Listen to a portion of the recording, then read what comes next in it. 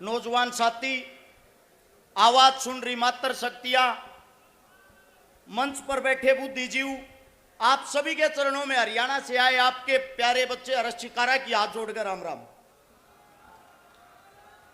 आप सभी साथियों को राजनीति की आज वो कड़वी सच्चाई बताना चाहता हूं जो शायद ही कोई बता पाएगा। एक बात नोट कर लेना, ये जो अब चुनाव है राजस्थान का, अगर इस चुनाव में आप लोगों ने अपनी एकता नहीं दिखाई, जिंदगी में कभी दोबारा से हिंदुस्तान के अंदर चुनाव नहीं होगा।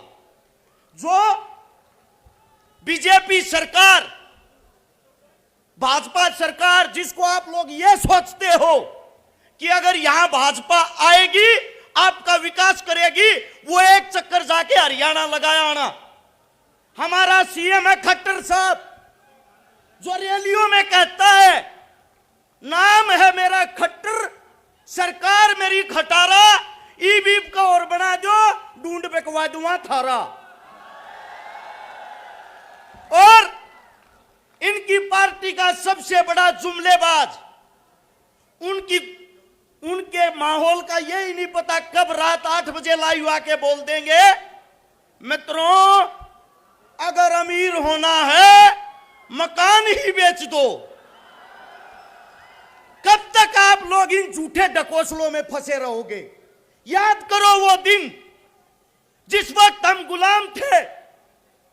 उस गुलामी के वक्त किसान का, दलित का शोषण होता था, हमारी बहन बेटियों को हमारी आंखों के सामने पीटा जाता था, कुचला जाता था। आज भी इस वक्त आपकी इस कांग्रेस राज के सरकार में अभी एक वीडियो वायरल हुई थी, आप सबने देखी होगी। हमारी बहन बेटियों के साथ वही हालात आज किए जाते हैं।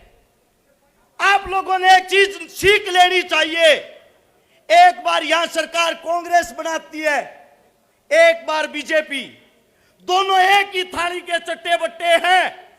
एक बार वो खेलता है, दूसरी बार वो। आखिर आप सबसे पूछना चाहता हूं, किसान की, दलित की, मजदूर की सरकार कब आएगी? वो सरकार जब आएगी, आप लोगों के सामने दो कोई नूर इकट्ठे हो गए हैं, जो एक बाबा साहब का दीवाना है तो दूसरा छोटू राम का। और इस हिंदुस्तान के अंदर जिसने संविधान लिखा, बाबा साहब, उसके दीवानों के साथ आज भी क्या किया जाता है आप लोगों को पता है? जब रामनाथ कोविंद, एक दलित समाज का बेटा, राष्ट्रपति बना और उसने वहां विधानसभा के अंदर अपने पैर रखे, उस विधानसभा को गंगाजल से धोया गया। गंगाजल से कि एक दलित के पैर रखने से वो दूषित हो गई। आज भी दलित भाइयों के साथ इतना अत्याचार होता है, घोड़ी पे नहीं बैठने दिया जाता, मूछे तक नहीं रखने दी जाती। आज भी दलित बहन बेटियों को गलत नजर से देखा जाता है, बलात्कार तक कर देते हैं, रिपोर्ट तक नहीं लिखी जाती। आज बड़ी सभा के माध्यम से आप सभी को एक बात बता देना चाहता हूं, मैं एक हनुमान का सैनिक इन दलित भाइयों की घोड़ी के आगे लठ के जोर पर हम खड़े होंगे और हम देखेंगे उस घोड़ी को कौन रोकेगा। अब लड़ाई है किसान की, मजदूर की, दलित की, शोषित की, आदिवासी की, मूल निवासी की। इस देश के असली राजे तुम हो। तुम अपनी ताकत को पहचानो और इन हाथों को मजबूत करो। एक किसान जब खेत में जाता है, अपने साथ दो ही चीजों का इंतजाम करता है, चाय का और पानी का। केटली में चाय डालो और बोतल में पानी रखो। अब आप सभी को बता देता हूं, भाजपा टिकट बांट रही थी, आपस में कानाफूसी चल रही थी। साहब, हम तो चाय वाले के नाम से आपका प्रचार कर रहे थे, चाय को तो केटली में चंद्रशेखर डाल ले गया।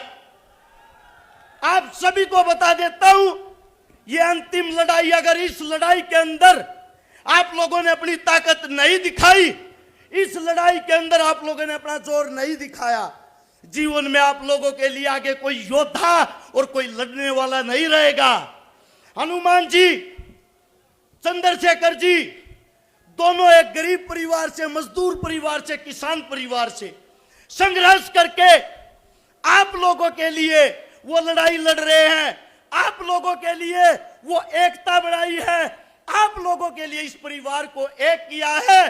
अब आप लोगों ने अपनी ताकत दिखानी है और मैं ये चाहता हूं राजस्थान के अंदर से 200 सीटों पर 200 हनुमान और 200 चंद्रशेखर निकल के आए और भाई साहब के हाथ मजबूत करे।